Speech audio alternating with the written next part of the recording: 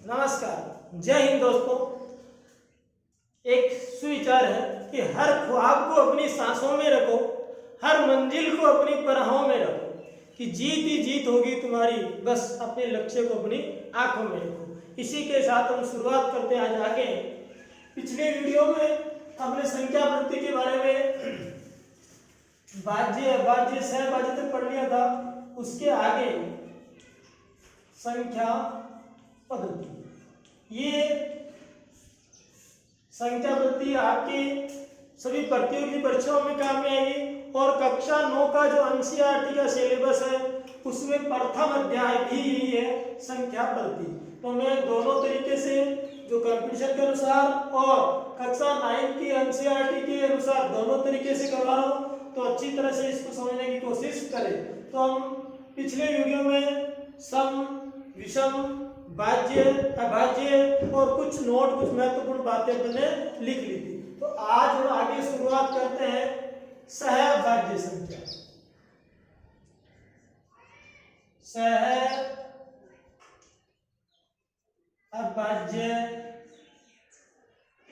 संख्या। तो सहअभाज्य संख्या क्या होती है? ऐसी दो संख्याओं का युग्म जिनका HCF 1 हो। ऐसी दो संख्याओं का युग्म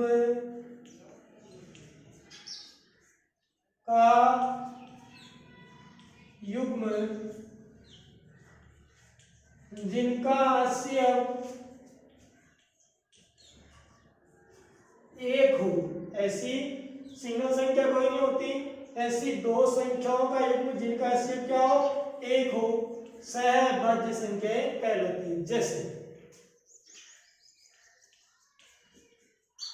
1, 3, 3 और 5, 5, 7, इस क्रम में आगे बहुत सारी संख्या है। ये कंपटीशन के हिसाब से के तो बहुत महत्वपूर्ण है। फिलहाल 9th में इसका कोई ज्यादा जिक्र नहीं है, किताबें है भी नहीं आपके, लेकिन फिर भी नॉलेज के लिए जरूरी है, आगे भविष्य में काम में आएगी। लेकिन कंपटीशन के हिसाब से बहुत महत्वपूर्ण चीज है। जगह जगह HCF, अगर LCM और HCF पढ़ेगी वहां भी काम में आएगी, कई जगह संख्या पद्धति में भी काम में आती है। तो दो सहभाज्य संख्या, दो संख्याओं का युग्म जिनका HCF क्या हो? 1 हो, वो क्या कहलाती है? सहभाज्य संख्या। अब HCF 1 कैसे? 1 में केवल 1 का भाग होता है, और 3 में 3 और 1 का, और 1 में 1 का। तो दोनों में कौन सी संख्या कॉमन है? 1। तो इसका HCF क्या आ गया? HCF क्या आ गया? 1। ठीक है, तो ये हुई आपके सहभाज्य संख्या। अब आगे बात करते हैं प्राकृत संख्या। प्राकृत संख्या, अब प्राकृत संख्या कौन सी होती है? इसको बोलते हैं नेचुरल नंबर।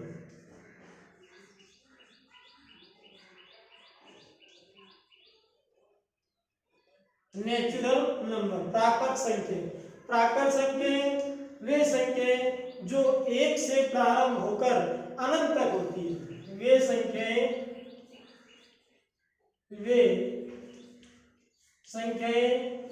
जो 1 से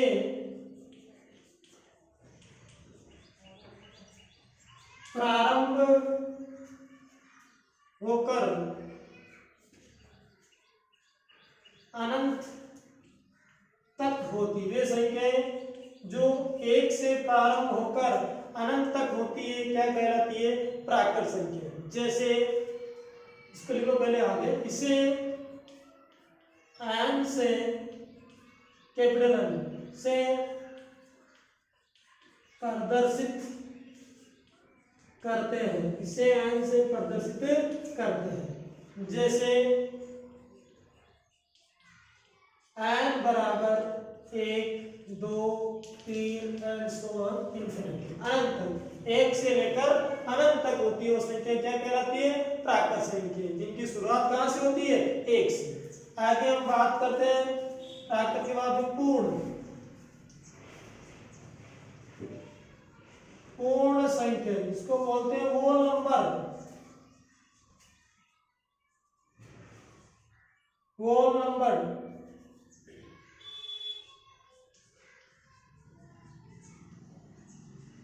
होल नंबर अब सीधा सा अगर शॉर्ट एंड स्वीट में कहें तो अगर प्राकृत संख्या में जीरो सम्मिलित कर दें तो क्या बन जाती है? पूर्ण। अगर प्राकृत संख्या में जीरो सम्मिलित कर दिया जाए तो क्या बन जाती है? पूर्ण संख्या, होल नंबर।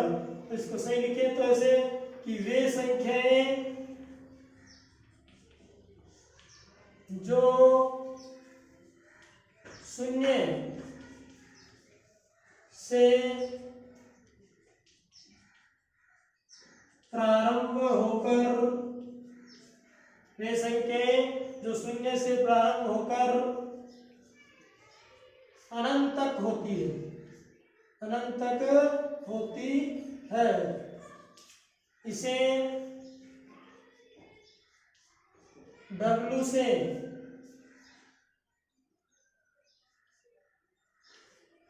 प्रदर्शित करते हैं, इसे W से प्रदर्शित करते हैं। जैसे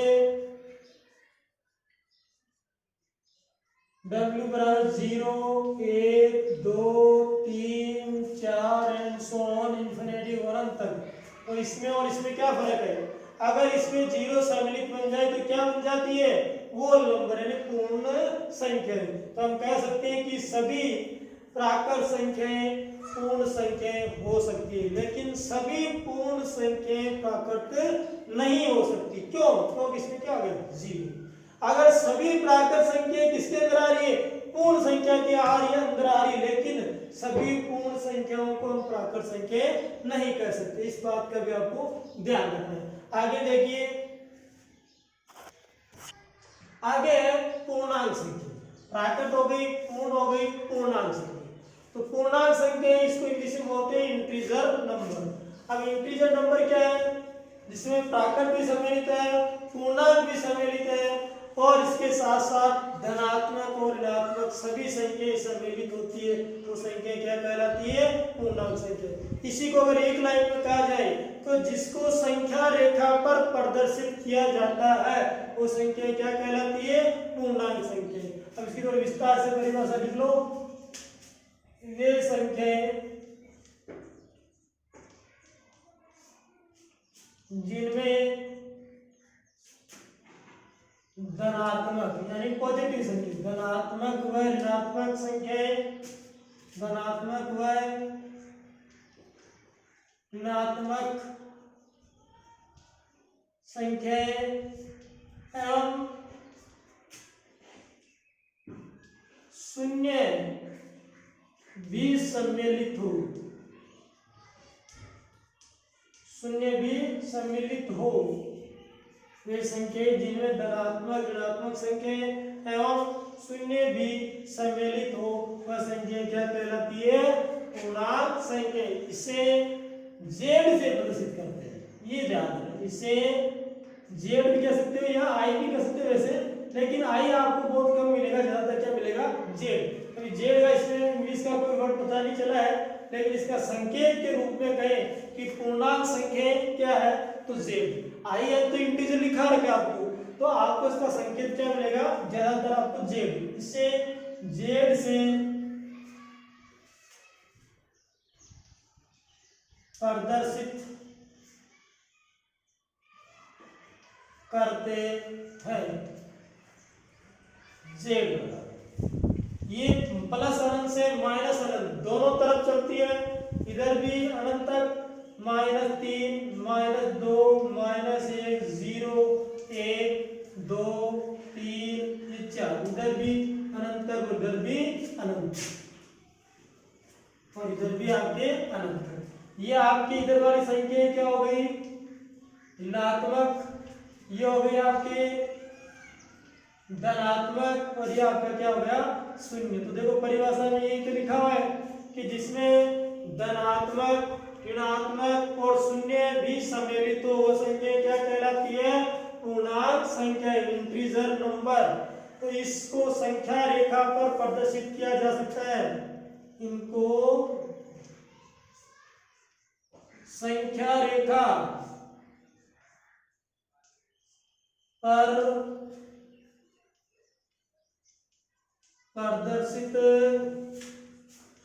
किया जाता है, इनको संख्या रेखा पर प्रदर्शित किया जाता है। संख्या रेखा मतलब बीच में क्या होता है, 0, इधर 1 2 3 4 धनात्मक संख्याएं, इधर आपकी क्या होगी ऋणात्मक संख्या। ये आपकी क्या है, संख्या रेखा। क्या है, संख्या रेखा।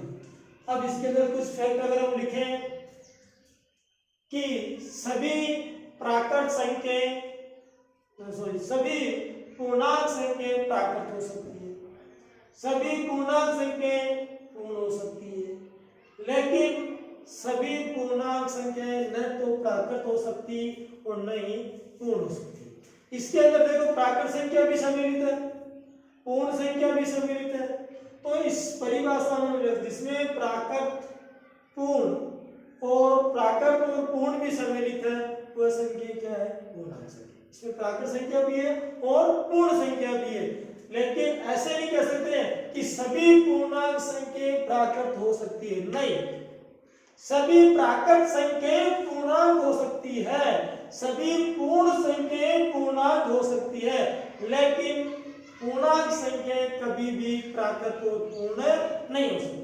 सभी की बात, केवल धनात्मक ऋणात्मक सब जोड़ दें तो बात एक अलग है कि सभी धनात्मक संख्याएं पूर्ण होती है। पूर्ण के अंदर 0 आता है और 1 से शुरुआत कर प्राकृत बन जाती है। तो इन बातों का भी कई बार एग्जाम में पूछ लेते हैं, यस नो 1 2 2 3 ऐसे कुछ ऑप्शन देके लैंग्वेज का क्वेश्चन भी पूछ लेते हैं, तो उनका भी आपको ध्यान रखना है। तो ये आपकी हो गई पूर्णांक संख्या।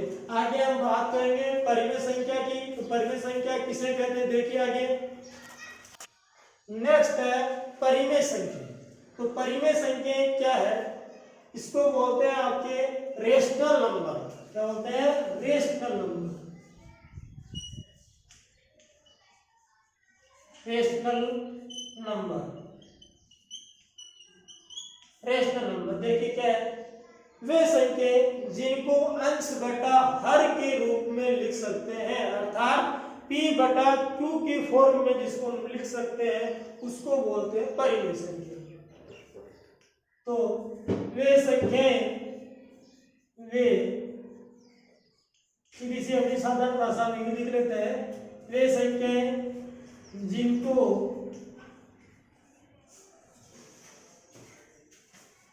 अंश बटा हर, वे संख्याएं जिनको अंश बटा हर अर्थात p बटा q के रूप में लिख सकते हैं। लेकिन देखो ये सबसे महत्वपूर्ण चीज, लेकिन शब्द होते ही मामला कुछ अलग है। वे संख्याएं जिनको अंश बटा हर अर्थात p बटा q के रूप में लिख सकते हैं, लेकिन q is not equal to 0, हर का मान कभी भी 0 नहीं होना चाहिए। तो होता है, लेकिन q is not equal to 0 होता है। इसका मतलब समझो, हर में कभी 0 नहीं होना चाहिए, हर का मान 0 के बराबर नहीं होना चाहिए। अगर हर में 0 होगा तो वो फिर परिमेय संख्या नहीं होगी। तो क्या है कि वे संख्या जिनको अंश बटा हर अर्थात p बटा q के रूप में लिख सकते हैं, लेकिन q is not equal to 0, q का मान कभी 0 नहीं होता है, इसे क्या कहते हैं, परिमेय संख्या। इसे r से प्रदर्शित करते हैं, इसे r से प्रदर्शित करते हैं। वैसे r एक रियल नंबर और होता है, आगे और आएगा r, small r capital r का स्पीड थोड़ा होता है, लेकिन इसके साथ वो जिक्र नहीं है, ज्यादा इस पे ध्यान नहीं दे। संकेत ज्यादा परिमेय सॉरी प्राकृत पूर्ण और पूर्णांक है। तो रेशनल, अब देखो रेशनल नंबर क्या है, जैसे 2/3 अंश बटा हर, 5 ये भी एक परिमेय संख्या है, 1 ये भी एक परिमेय संख्या है, 0 ये भी एक परिमेय संख्या। देखो मैंने सारी बातें ऐसे लिखी, अंश बटा हर, इसके नीचे क्या 1 लगाएं तो ये अंश बटा हर नहीं बन सकता, क्या बन सकता है, तो ये क्या होगी परिमेय संख्या। ये भी क्या है, परिमेय संख्या, और ये भी क्या है, परिमेय संख्या। तो 0 भी एक परिमेय संख्या है, 1 भी एक परिमेय संख्या है, 5 भी एक परिमेय संख्या है, 2/3 भी एक परिमेय संख्या। ऐसी बहुत सारी जो सभी भिन्न होती है वो सारी की सारी भिन्न परिमेय संख्या होती है। तो हम कह सकते हैं ये -2/3 आ गया, 5 आ गया, ये भी एक परिमेय संख्या है। लेकिन अगर ऐसा आ जाए कि 5/0, 5/0 और एक होता है 0/5, देखो दो बन गए।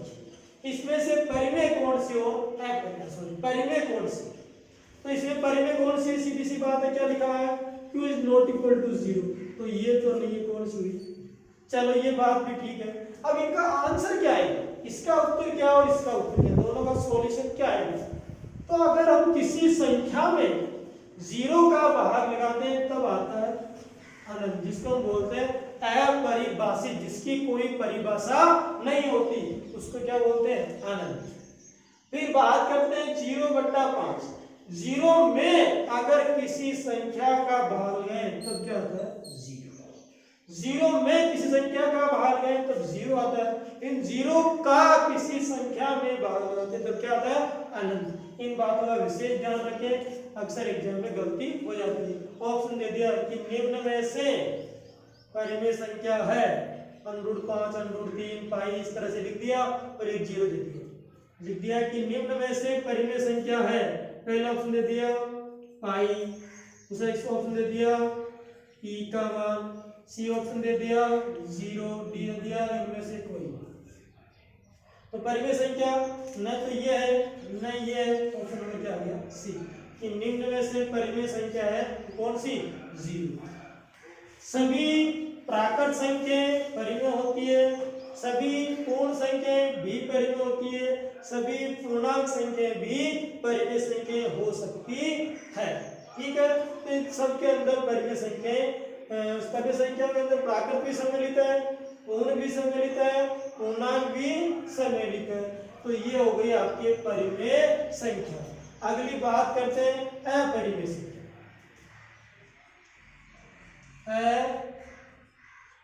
अपरिमेय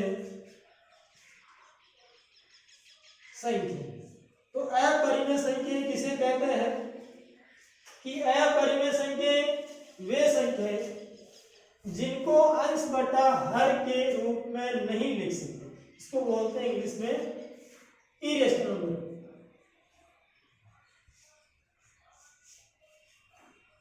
इरेशनल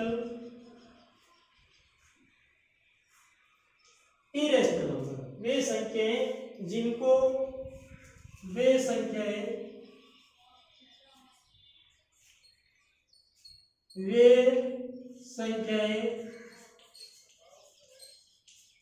जिनको P/Q के रूप में नहीं लिख सकते, वे संख्याएं जिनको P/Q के रूप में नहीं लिख सकते हैं, तो संख्या क्या कहलाती है, अपरिमेय संख्या, यानी इरेशनल नंबर। अब जैसे पाई का मान या √2, √5, √7 जो पूर्ण वर्ग में होती है वो सारी क्या होती है, परिमेय संख्याएं। पाई का मान एक इलेक्ट्रॉन का मान भी होता है। लेकिन देखो एक चीज विशेष तौर से ध्यान रखो, मैं यहाँ एक उदाहरण लिख देता हूँ 22/7। 22/7 क्या है, पाई का मान, मैंने पाई यहाँ भी लिखा है, यहाँ भी लिखा है। जब पाई की वैल्यू आपके पास आई तब तो क्या है, परिमेय संख्या है, लेकिन संकेत जहां है वहां क्या है, क्योंकि परिभाषा क्या है, अंश बटा है, अंश बटा है, ये क्या दिक्कत है, जहां अंश बटा है यानी 22/7 हो वहां पर परिमेय संख्या है, और जहां पाई का संकेत दिया हो वहां पर क्या है, अपरिमेय संख्या। ऐसा क्यों, ऐसा क्यों, देखिए क्योंकि पाई की वैल्यू जो है वो होती है 3.14, आगे डॉट, इसका कोई अंत नहीं है, तो इसको हम परिमेय संख्या में नहीं बदल सकते। अब अपरिमेय संख्या परिमेय संख्या हो गई, इसी में बहुत सारी चीजें आती है संकेत के रूप में, उदाहरण दे दिया उनके रूप में, तो वो विशेष तौर से ध्यान रखना। अब परिमेय संख्याओं के अंदर दो संख्या छूट गई, एक शांत और एक अशांत। शांत परिमेय संख्या जिसको हम कहते हैं दशमलव, शांत दशमलव और अशांत दशमलव। शांत दशमलव और अशांत दशमलव के बारे में कल चर्चा करेंगे। आज के साथ मैं अपने वाले को विराम देता हूँ। धन्यवाद।